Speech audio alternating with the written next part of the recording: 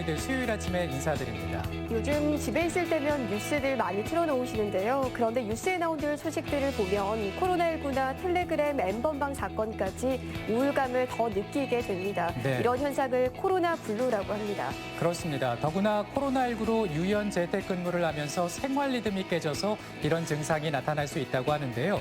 이럴 때일수록 규칙적인 생활이 중요하다고 합니다. 수면 시간, 기상 시간, 운동 시간, 그리고 뉴스로 정보를 접하는 시간까지 말이죠.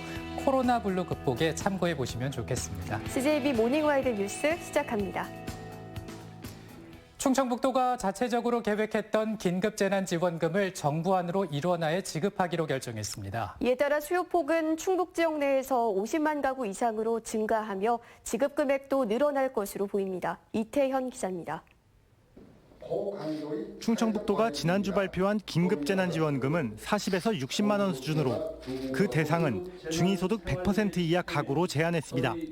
하지만 3차 비상경제회의에서 발표한 정부안과 일원화에 지급할 것으로 방향을 잡으면서 지급 대상을 소득 하위 70%로 확대했습니다. 지원금도 가구 수에 따라 40에서 100만 원 사이로 늘어났습니다. 4인 가구 소득 기준선은 대략 712만 4천 원, 1인 가구는 263만 6천 원 안팎일 것으로 예상되는 가운데 정부는 구체적 기준선을 조만간 발표할 방침입니다. 충북에서는 총 72만여 가구 중 50만이 넘는 가구가 지원 대상에 포함될 것으로 예상됩니다. 이는 충청북도 자체 지급안보다 30만 가구 가까이 늘어난 수치입니다. 수요폭과 지급 금액은 늘어났지만 국비와 지방비 비율이 8대 2로 정해지면서 충북의 재정 부담은 비슷하거나 오히려 줄어들 것으로 예상됩니다. 정부안과 도 추경 예산이 각각 중복 지급되는 것이 아니라 도 추경 예산은 정부 안으로 통합 대체됨을 말씀드리며 충북 지역의 긴급 재난지원금은 정부의 예산 지급 시점 이후에야 가능할 것으로 보여 실제 도민들에게 지급되는 시점은 총선이 끝난 5월 중으로 예상되고 있습니다. 한편 충청북도는 이와 별개로 소상공인이나 학원 강사 등 코로나19로 인한 피해가 큰 업계 종사자 등을 대상으로 한 특별 지원 방안도 마련하겠다고 밝혔습니다. CJB 뉴스 이태현입니다. 코로나19 사태로 사상 초유의 온라인 계약이 현실화됐습니다. 충북교육청도 4월 9일부터 순차적 온라인 등교, 수능 2주 연기 등에 맞춘 대책 마련에 들어갔는데요. 하지만 교육 현장의 혼란은 피할 수 없을 것으로 보입니다. 이윤영 기자의 보도입니다. 교육부의 4월 9일 온라인 계약 방침에 발맞춰 충북교육청도 즉각 대책 마련에 나섰습니다. 이에 우리 교육청도 4월 1일부터 8일까지 온라인 등교 준비 기간을 운영하여 학생들의 온라인 등교와 선생님들의 원격 수업이 내실 있게 시행되도록 하겠습니다. 당장 발등에 불이 떨어진 건 일선고등학교. 사상 첫 온라인 개학을 앞두고 교사들이 직접 온라인 수업 점검에 나섰습니다. 하지만 일주일 만에 수업 준비가 잘 될지는 의문입니다. 다들 처음 해보는 거니까 시간이 많이 걸릴 것 같고 오프라인에서 수업을 하는 만큼 학생들한테 전달이 잘 될지는 좀 걱정이 되긴 합니다. 온라인 수업에 학생들을 100% 출석시키는 것도 쉬운 일이 아닙니다. 학생들에게 일일이 전화를 걸어 온라인 수업 방법을 안내하느라 진땀을 뺐습니다. 우리 학교 그 홈페이지에 나와 있는 임시 시간표대로 정해진 시간에 온라인 클래스 수업 들어야 돼. 사상 최초로 수능이 12월로 연기된 고3 수험생들이 겪을 입시 혼선과 심리적 부담도 해결해야 할 과제입니다. 내신이랑 수행평가 같은 거를 위주로 이렇게 준비를 해야 하는데 온라인 계약을 하면은 그런 점을 학교에서 어떻게 평가하실지 아직 말씀하신 게 없어가지고 좀 부담이 되고 걱정이 돼요. 또 컴퓨터나 스마트 기기가 없는 소외계층 학생이나 다자녀 가정의 지원은 어떻게 할 것인지, 온라인 수업의 출석과 조퇴, 결석은 어떻게 처리할지도 풀어야 할 숙제입니다. 만약 실시간으로 하는데 정시에 시작인데 10분 늦게 아이가 이제 들어왔어요. 환경이 안 돼서 조퇴로 처리할 거냐, 아니면 지각으로 처리를 할 거냐, 이런 문제들. 불과 일주일 뒤로 다가온 온라인 개학. 학습 결손과 도농 격차로 인한 피해가 최소화될 수 있도록 보다 정교한 대책이 요구되고 있습니다. CJB 뉴스 이윤영입니다. 코로나19로 학교의 식재료 납품이 끊긴 재배 농가들을 위해서 여러 단체에서 도움을 주고 있습니다. 참 고마운 일이지만 등교가 또 연기되면서 급식용 농산물 계약 농가들을 위한 보다 근본적인 대책이 절실해졌습니다. 안정은 기자입니다. 청주 오창농협 잡곡센터에서 소포장 작업이 한창입니다. 충북 약사회가 학교 납품이 끊긴 농가들을 돕기 위해 잡곡 2천만 원어치를 구입해 회원 700명에게 배송하는 겁니다. 학교 급식을 위주로 하는 지역 농가들이 시름이 크다고 들었습니다. 그래서 이번에 지역 농민들한테 다소나마 시름을 덜어드리고자 이번 행사를 기획하게 되었습니다. 충북교육청과 농협, 청주시청 등 각계에서 급식용 농산물을 단체로 구매해 농가에 큰 도움이 됐습니다. 이렇게 농민들의 어려움을 함께 나누기 위한 각계 각층의 농산물 구매 운동이 계속 이어지고 있습니다. 하지만 또 한 차례 등교 연기가 결정되면서 계약 농가들은 속이 까맣게 타들어가고 있습니다. 잡곡의 경우 보관성이 좋다 해도 올해 나갈 물량이 재고로 쌓이면 내년 농사를 지을 수 없게 됩니다. 농산물이 올해 우리가 농협에서 수매를 못 할 경우는 농가의 직격탄을 받기 때문에 농가 소득에 상당히 어려움을 겪지 않을까 이렇게 생각이 듭니다. 채소류의 경우엔 사정이 더 급합니다. 출하 시기가 눈앞에 다가왔는데 판로가 없어 폐기 처분해야 할 상황입니다.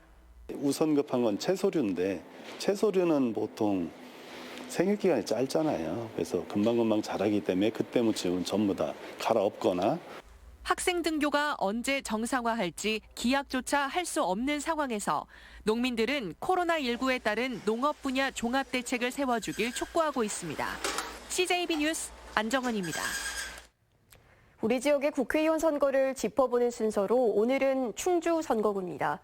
충주는 비슷한 길을 걸어온 미래통합당 이종배 후보와 더불어민주당 김경욱 후보가 정면 승부를 벌이고 있는데요. 정치보다는 경제가 승패를 가를 전망입니다. 신규식 기자가 보도합니다. 더불어민주당 김경욱 후보는 경제도시 충주건설이 출마의 변입니다.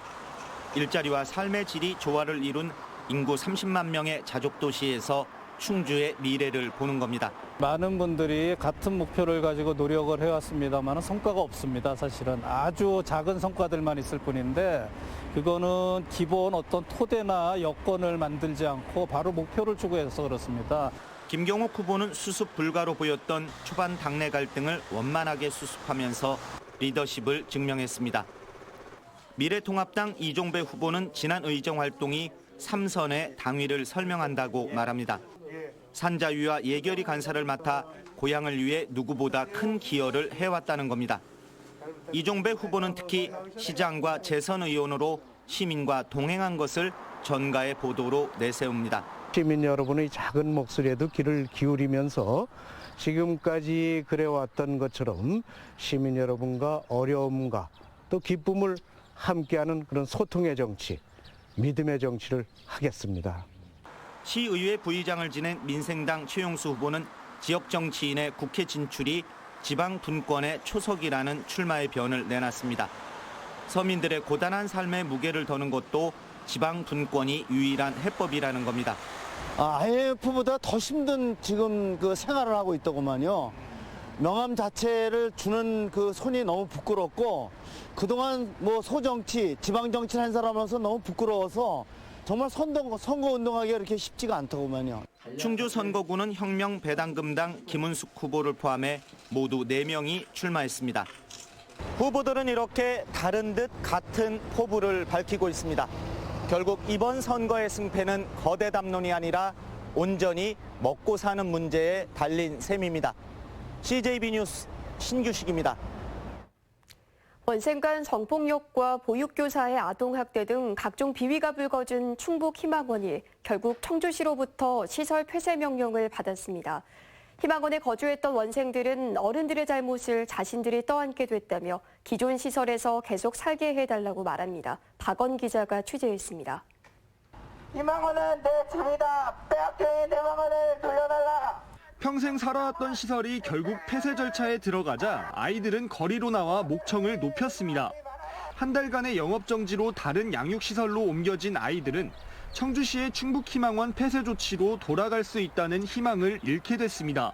거기가 고향이고 이제 거기 애들이 이제 다 가족 같은데 어느 날 갑자기 이렇게 통보를 하면은 더 가기 싫고 우리가 잘못한 것도 아닌데 우리가 가고. 잘못은 어른들이 저질렀는데 왜 아동들이 피해를 다 떠안아야 되냐며 억울함을 표출합니다.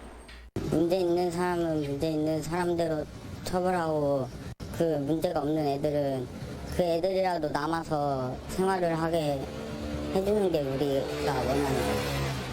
희망원에 종사했던 일부 보육교사들은 아이들을 위해서라도 시설 폐쇄만은 철회해달라고 호소합니다. 또 훌륭한 분들이 와서 다시 아이들과 함께 잘 생활할 수 있었으면 하는 바람이었거든요. 참 아이들도 보금자리를 잃었고 저희들 또한 생계도 막막하고. 하지만 청주시의 입장은 단호했습니다. 시설장과 법인 이사장을 일가족이 맡는 구조에선 근본적인 문제 해결을 기대할 수 없다는 겁니다. 결국 아동보호를 위한 조치를 취하지 않아 아동들의 피해가 이어진 시설의 정상적인 운영이 어렵다고 판단해 폐쇄 명령을 내렸습니다. 시설장의 위법적인 운영과 소홀했던 청주시의 관리 감독으로 애꿎은 아이들만 삶의 터전을 잃게 됐습니다. CJB 뉴스 박원입니다.